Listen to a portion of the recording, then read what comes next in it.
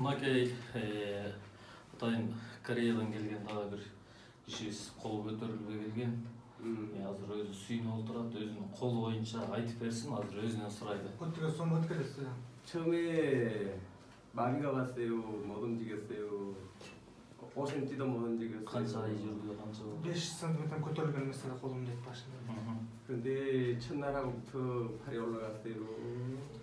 그다음에 어깨도 많이 아팠는데 어깨 밑에 Биринчи күнү колдон бата көтөрүп баштады дейт уже. 3일째인데 지금 고통이 거의 사라지고 있어요.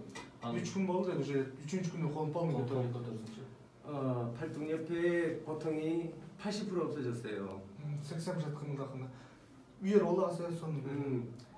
그다음에 팔이 들어올리면은 고통이 많이 줄었어요.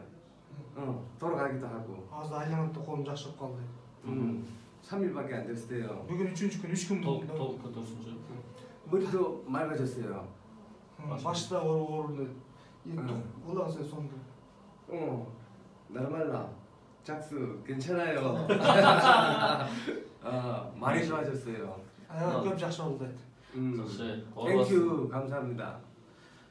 Макей дагы бир Алланын кудурети менен, жараткан Алла Таалабыздын керемети менен бир пенде өзүнүн шифасын таап отурат. Ар бир пенде шифасын таба берсин. Бизден эмес, Алла жараткан Алла Таалам ар бир пендеге шифасын бере берсин. Чоң рахмат. Последний слово. 감사합니다. Рахмат дейт чам.